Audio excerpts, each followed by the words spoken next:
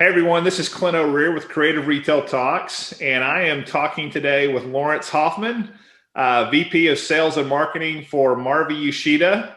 Hi, this is Clint. Thanks for joining the Creative Retail Talks podcast today, where we will be discussing the latest in life, business, and retail. Lawrence, good to have you today. Hey, Clint, how are you this afternoon, buddy? Good, man. Good. All right. So for full disclosure, this is really going to be more like talking to a family member because Lawrence and I go way back, have worked together on the same team, have worked with Uchida as one of our clients for many years. And so we actually get to talk to each other almost on a daily basis anyway. Lawrence has a great journey through retail. And so I wanted to spend a little time today talking to him about where he's been and what his journey's been like and what things look like today and looking ahead. So let's start looking back. You actually have a great story, your background in retail, because I know it started when you were like 2 or something like that. I'll let you share the details, but tell everyone about kind of your background in retail and what that journey has looked like. Well, Clint, it's a torrid tale, I must say. Start things off. But no, it's funny you alluded to when I was 2. It's pretty darn close. I think you can safely say I cut my teeth in retail, and especially in the arts and crafts business when I was 12 years old. I was actually cleaning toilets and the back room for about $1 an hour for a gentleman by the name of Mike Dupey, which hopefully a lot of people still remember and know. He's kind of the grandfather of the arts and crafts business, I guess you could say. But so I was very fortunate because, again, I started working when I was 12, $1 an hour. So it's not like I was getting not legally, right? Right. Not child labor. Everything was okay. Everything was good. I really had the opportunity to work in almost every facet of a retail store at that point. Even really before I even went off to college, I was able to work, as I mentioned, to start off in the stock room. I worked as a cashier. I worked as a department manager. I worked as a floor manager. I stocked shelves. I sold. So I was really fortunate to be able to really kind of grow up in the retail environment. So when I went to college, even during Christmas breaks and summers, I would come back and work in the distribution center for Mike and Michael's and MJ Designs at that time. And so I was driving forklifts and cherry pickers and so I was pulling orders and stocking shelves and everything, right? So I was able to kind of get the overall approach from, okay, here's what it's like at the stores, here's what it's like at the fulfillment center. And when I graduated, I was fortunate enough to have a job in the planogram department. It gave me a great opportunity to do a lot of store planning, a lot of planograms and store layouts and merchandise sets and things like that. I got to see all the merchandise before I went to the stores, got to touch it, feel it, lay it out, and it was really a great environment. Again, I was able to learn a lot in that particular realm as well, working almost every department out there. So again, very fortunate and very blessed to have a very well-rounded appreciation of retail and all the pieces of it. So you mentioned Mike Dupey. You and I work in the creative part of the retail sector. Right. And Mike has really kind of been the grandfather of the retail environment that we work in. Tell me a little bit about Mike and kind of, you've probably got a few interesting stories there. This is a family program, so, we'll only do the clean ones. Yeah, there are very few tales I can tell then, on this channel, but tell us a little bit about working with Mike. And I know your dad had a great relationship with him and worked on his team. So let's talk a little bit about that. Well, I got to tell you, I think one of Mike's gifts was he had a phenomenal ability to be able to put the right people in the right places. One thing I can look back on and just always remember how fantastic of a team that he had that kind of made everything work. I mean, he was definitely the visionary. He was the driving force, but man, he would get people to do extraordinary things. And again, he would have the right people in the right positions to be able to create basically the arts and crafts store as you see it today. I mean, that was all the basic blueprint that Mike had created. So, and all the trends that he identified along the way and all the way he reacted to the trends and trends that he created. again, it was a crazy environment, just like talking about all the crazy stories. And I don't think there could be an environment like that today. I really don't. With all the political correctness and everything, I don't think it would work the way it did back then. It was an incredibly creative environment. Again, he did a phenomenal job. Obviously, he wasn't perfect. There was a lot of things that kind of led us to where we are, but he was a phenomenal visionary. And I think a lot of people who entered the arts and crafts business later don't realize the impact he had on so many people, so many companies, so many businesses, and really bringing it to the forefront. So yeah, I've actually heard people compare him to like the Sam Walton of arts and crafts. I could see that. Absolutely. Yeah, absolutely. Yeah. I know he had a big impact. So talk a little bit about the role your dad played on Mike's team and kind of how that influenced your path. Yeah, so it was crazy. So my dad's been involved in a lot of different things in his life. We've moved from coast to coast, and it's funny when I tell people a lot of my story, they say, "Well, was your dad in the military?" Like, no, he wasn't in the military. He was just he was into all kinds of just fascinating things. So he actually started working for Mike as a manager of the framing department in one of his craft stores. Oh, I didn't know that. So then he kind of went from there to working at the corporate office and actually working his way to where he became the head buyer. And I say that, I would also say that he was probably one of Mike's closest confidants. And I would also say really probably one of his closer friends as well. Yeah. Obviously that is what enabled me to get my foot in the door, to work for when I was 12 years old, to work for $1 an hour. Right. So they say it's not what you know, it's who you know that gets your foot in the door, but it's what you know that keeps you there. Right. That's right. So, but I can tell you one thing I always remember about my dad, and this is just coming from other people, not even my direct observations, but my dad was always kind of a different thinker, which I always appreciated. He looked at a situation and was able to look at it from a different perspective that I may not be able to, or someone else. And I know with that, he created a lot of opportunity for a lot of manufacturers and a lot of products and things out there too. So he had a philosophy that he would see anybody. If there was somebody coming to sell a product to him, he wanted to see everybody, because number one, the next greatest thing could be walking in the door, right? Yeah. We're not, even though he wasn't currently doing business with them, but number two, he always felt that he could learn from everybody. So, he was obviously a key part of the buying department there, but I think it kind of goes much deeper. And I would say that probably about everybody in the organization, just because there were so many hats worn and everybody pitched in and did what they needed to do. But, he was my father in his position. He really was also kind of on the forefront of helping identify the trends and helping them grow and pushing them through the supply chain and all that stuff. So yeah, he was right up there. Yeah. Well, I love that philosophy that he used of meeting with anyone and realizing he can learn something from anyone. That's a great approach to life. That's great. Absolutely. And also I want to highlight what you said about Mike, because I think this is an important principle for anyone leading a team, leading a company, having the right people in the right place on the team, and the amount of success that allowed Mike and his companies to have. That's such a great principle that I know we all are constantly striving for and looking at with our own team. So that's a great principle to follow.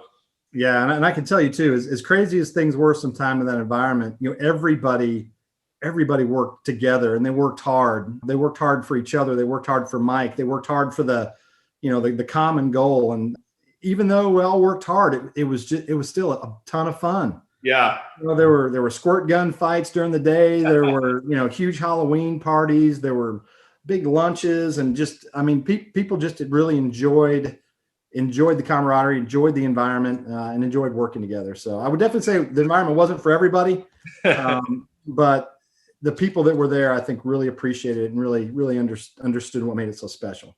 Yeah, that's great. That sounds like a lot of fun. There's always been a part of me that wishes I'd been around at that time. And there are some crazy stories. Maybe that'll have to be like a nighttime podcast or something. That's right. We'll do that on the midnight version. Right, exactly. All right, I'm going to shift gears on you a little bit. One of the things that I love to talk to people about is what I call kind of a fork in the road moment in your life. For some people, it's personal. For some people, it's professional. Some people, it's both. But tell me about a fork in the road moment in your life, whether it's career, family, whatever it is, that maybe has kind of shaped you to be who you are today and where you are today.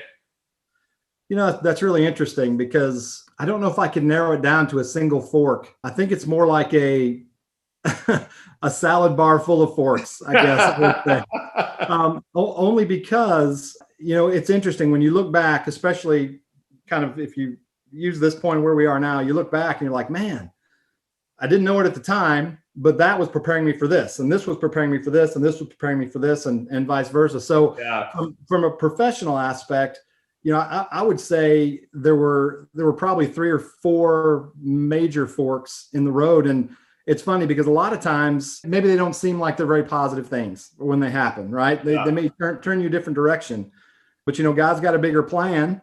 Yeah. And he'll point you in the direction he wants you to go. Yeah. But it really is interesting because you learn so much from every opportunity. I think that's the important piece is no matter what path you're on, learn as much from it as you can, because you never know where that's going to lead you or where that knowledge is going to be beneficial in the future. I mean, when I look back in my career, again, I started in the craft industry. I kind of took a detour and I went into IT sales and staffing sales, and then went into the apparel side of things, and then came back to work in the craft industry with you guys. And but it's just, again, you look back and you're like, oh, wow, well, I learned this here and this kind of helped, prepare me for this. And so it's really, really fascinating. And you talk about from a personal piece, the fork in the road. And this may not be the conversation for this podcast either, but I'm just going to go ahead and say it since I'm talking right now. It's your platform. Really, it's from a personal standpoint, I could safely say it's when, I accepted Jesus Christ as my Lord and Savior. So, and that has directed my life since that point. So I'm very fortunate and very blessed that I know that whatever happens, he's in total control. So I've really enjoyed the ride. Again, there's been some ups and downs and some roller coaster, but overall, I would look back and just say that everything that I have done has prepared me for where I am right now. Yeah. And what I'm doing right now is preparing me for who knows what. So. Right. Absolutely. Well, for people that don't know you well, that may be listening, I've spent a lot of days and trips with you, and you have such a great sense of peace and joy about you. And I know a lot of that comes from your spiritual depth. That's created some great character in you, and just always a fun person to be around. So, all right. While we're on journey, there's one other piece I want to talk about that to me is so interesting, because a lot of people listening to this podcast are probably going to be tied to retail in some way. So you worked for a company that didn't make it, and I think there was a big lesson learned that you shared with me at one point. So talk a little bit about your time at 𝗧𝗔𝗞𝗘𝗔𝗪 and kind of what you did there, what you learned. And let's see if you remember the same thing that I remember about one of the big retail lessons there that caused them to not make it. All right. Well, yeah. So if I'm not going in the right direction, kind of steer me that way. I'll steer you. Yeah. But no, again, 𝗧𝗪𝗪𝗪 was a phenomenal company when I joined. Again, a great environment. There was a lot of young energy, creative. It was, for a lot of people who don't know, since it's not around anymore, 𝗧𝗪𝗪𝗪 was an apparel retailer that kind of teens and tweens, and they focused on juniors and young men. It was one of the first retailers that actually combined those two in a specialty store. They didn't have separate departments. Everything was kind of together. And that was kind of the cool chic thing about it. Cool guys shopping with cool girls. And, also they were known for their kind of outlandish t-shirts, with strange, phrases and stuff on it. Again, it was a great company, great people. And this just kind of goes to show you with one large strategic misstep, how it can really negatively impact the organization. So I'll tell you, and if this is what you're thinking about, it may be something else, but one of the things that really kind of led to the demise of 𝗧𝗪𝗪𝗪 was there was a strategic decision that was made to basically remove the guy part of the equation and just transition to a junior apparel retailer, which, in and of itself, it's not a bad idea, but the sales at that time were about 60-40, 60% girls and then 60% boys. Well, to just cut out that 40%, first of all, that should have been a concept that should have been tested and should have been tested in multiple markets, small segments, customer feedback. There should have been a lot of that happened, and there really wasn't any of it. They jumped in with both feet and decided to change over the entire chain to a juniors only type of concept. Again, the management there, very intelligent people. This is not a statement against them, because it's just not. I think there was just a lot of moving parts going on there. But to make a decision like that without testing the concept first was basically the nail in the coffin that kind of drove 𝗧𝗔𝗞𝗘𝗔𝗪𝗦 down, because they did not make up the 40% revenue loss from the guys. They thought they'd be able to generate 40% more sales in the young women's and the junior environment. They weren't able to do that. So by not testing that concept in multiple markets in a small format first, that was the downfall. Is that what? That's exactly what I was remembering. Yeah. Okay. Yeah. And you told me that story, my goodness, probably 15 years ago. And that has always stuck with me about that example of a great retailer on a great path that made a major strategic decision and rolled it out without testing the data and the results. And unfortunately, that major strategic decision kind of took them down. So yeah, that's I think a big lesson for retailers, but for all companies, suppliers, retailers, everyone in retail, that if you're going to make a change, to really test it, kind of get some data on it and make sure that that's the right direction to go. Probably hear me say this a lot. I like the philosophy of crawl, walk, run. And in a situation the other day, I even added crawl, walk, run. And so sometimes you got to start slow and build for making big changes. So I thought that was a great lesson from that experience that you had. So from all the forks in the salad bar, kind of wrap up this segment. Tell me one or two of the biggest things you think you've learned from the various forks in the road that you've been down. I would say from a professional standpoint, some of the largest forks in the road were obviously when I left MJ Designs, and again, that was not something that I really chose to do. That was really, MJ Designs had gone into basically they were in the process of leaving the market. And so I said, you know what, this is a great opportunity for me to do something else and try something else. So that actually gave me my first experience into sales when I went into work for a company called Aerotech, which is a great company. So I learned recruiting, I learned sales, both in engineering and IT. And then I had, and I won't name the company here, but the next transition, I think, was another big fork in the road.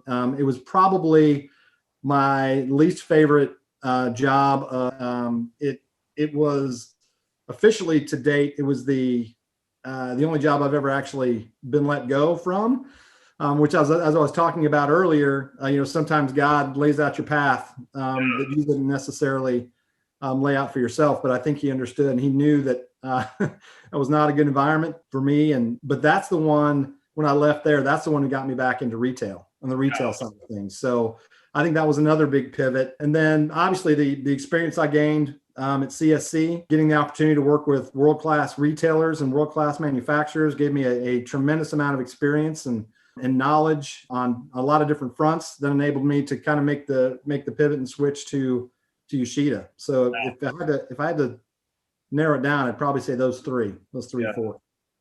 Awesome. All right, Lawrence. Well, hey man, thanks for helping us look back on your journey. And that's going to be part one of the discussion. And part two is going to be looking at today and ahead. So we'll shift to that in the next segment. Thanks, man. Great, man. Looking forward to it. I hope you enjoyed our conversation on the Creative Retail Talks podcast today. Be sure to visit our show notes page for more information on today's show. And if you'd like to be a guest on the podcast, reach out to me at clint@creativeretailtalks.com. Creative Retail Talks is all one word. That email address will also be in the show notes. Hope you have a great day.